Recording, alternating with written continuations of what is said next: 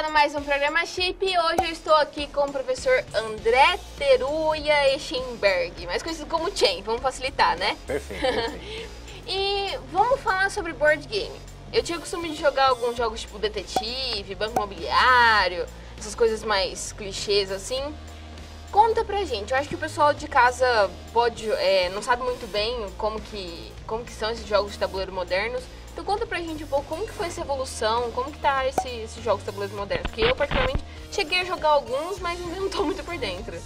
Assim, os board games modernos, né, os jogos de tabuleiro, né, mais recentes, eles vêm da década de 90 pra cá, que teve essa transição, né? Uhum. Os jogos clássicos, assim, que são da minha época, década de 80, do meu irmão, tal, a gente jogava o Detetive, o Interpol, o Banco Imobiliário, o Jogo da Vida, tal.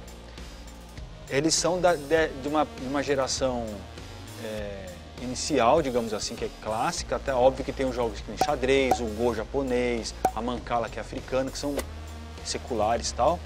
Mas os jogos de tabuleiros modernos, eles começam a ter uma interferência por causa dos jogos digitais, né, que começam pelo começo lá do computador, vindo do Atari e tal.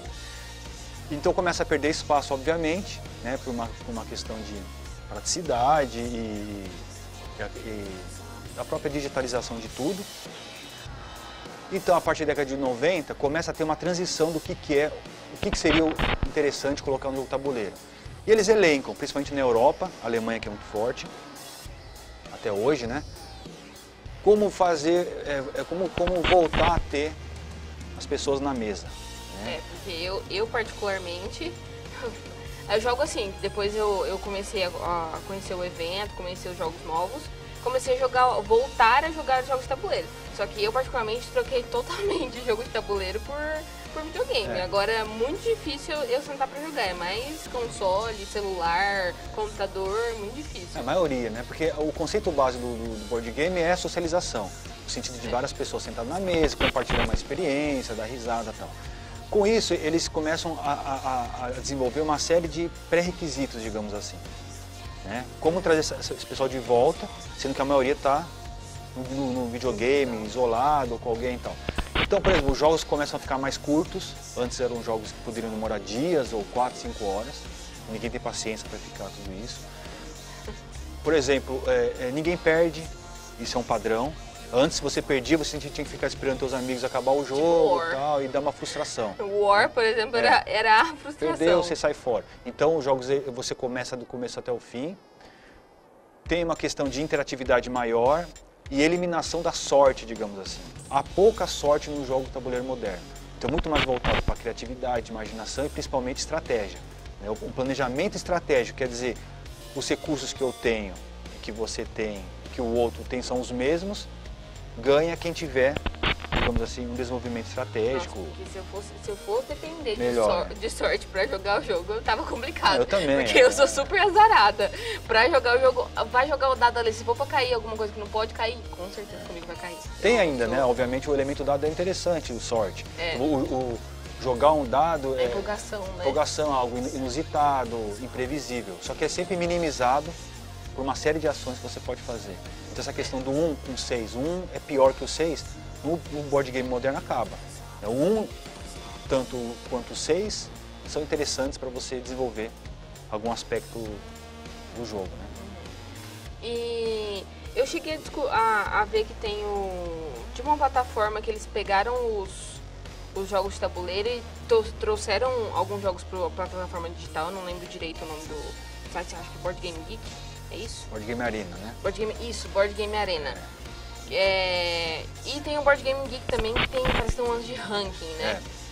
Como que funciona essa questão do ranking, assim? Como que os jogos alcançam o famoso primeiro lugar, os 3 primeiros lugares? É bem complicado, assim, porque o Board Game Geek é um portal maior, onde vai reunir a maioria da comunidade em inglês, né? Aqui no Brasil é o Ludopédia, que faz essa função de um portalzinho. Enfim, mas tem cadastrado mais ou menos 50 mil jogos. É muita coisa. Por ano, são 3 mil jogos. A cada ano que a indústria produz. E não dá pra imaginar isso, né? Não, porque é absurdo. Eu que absurdo. não tenho muito contato de jogo digital, tô sabendo toda hora. Só que... Então, aqui no Brasil tem crescido muito nos últimos 5 anos. Tal. né? Então, o ano passado foram 200 jogos, o ano retrasado eram 80, quer dizer, tem tido um aumento muito grande. E o ranqueamento, ele é complexo porque ele tem uma questão do hype, digamos assim, igual cinema, videogame e tal. O pessoal fica esperando e tal. E aí a comunidade vota, né? Dá um valor, dá uma nota para ele, dependendo do tipo de jogo. São vários tipos de jogos distintos que eles separam em categorias, né? Jogos de família, jogos de estratégico, enfim. E é sempre assim, a busca sempre por algo novo, no sentido da mecânica. O board game ele é muito específico no sentido de há um tema e há uma mecânica atrelada a esse tema. Então, se você tem um tema X qualquer, essa mecânica tem que fazer sentido para esse tema. E há inúmeras variações, obviamente, né? São 53 mecânicas cadastradas e tal. Então, os primeiros colocados são jogos que agradam muita gente, obviamente, né? Mais voltado para a estratégia. Só que o jogo tem que ter sempre algo novo, sabe? Então, assim, ele não pode ser mais do mesmo, né? Então, por exemplo, dando um exemplo, assim, aquele que estava em primeiro era o Pandemic Legacy, né? Tinha o Pandemic, mas agora é o Legacy. O Pandemic é um jogo cooperativo, que já é uma novidade, só que é mais antigo, né? Que é o quê? Todos contra o tabuleiro. Isso é inédito. Então, os jogos de tabuleiro, às vezes, não são só competitivos. O Legacy é no sentido de um legado, no sentido de uma campanha. Você vai jogar ele 12 vezes e acabou. Você não tem como jogar de novo, porque você... É triste, mas é espetacular, não, assim. Triste no sentido de, por exemplo, assim, você compra um jogo, aí você joga, aí pronto, você jogou tantas vezes, acabou, você não joga mais. Que é um resquício do RPG, né? Ele já faz isso há muito tempo e tal.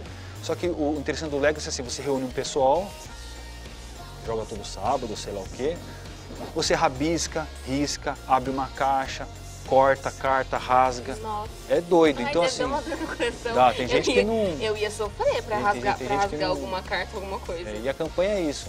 Às vezes você desenvolve uma ação que vai repercutir no jogo como um todo. Nossa. Só que não necessariamente isso vai acontecer numa mesa de uma outra pessoa. Então são jogos muito singulares, únicos, e onde se propõe o quê? Uma experiência do evento. Como você ir no cinema, você tem uma experiência de 2 horas e acabou. Então os jogos de tabuleiro eles estão pegando uma série de outros aspectos interessantes, né, como a série de televisão, o seriado, né, você vê 8 vezes, né, acaba a primeira temporada. O Legacy é isso, né, acabou de lançar a 2ª temporada, quer dizer, digamos assim. Da hora. E o ranqueamento é muito disso, sabe? É algo novo que chama a atenção das pessoas, as pessoas se compelem a comprar e votam e tal, e vai mudando. Mas há jogos padrões que estão lá há muito tempo, que, por exemplo, Terra Mística, né? Que é maravilhoso, é um jogo estratégico, né?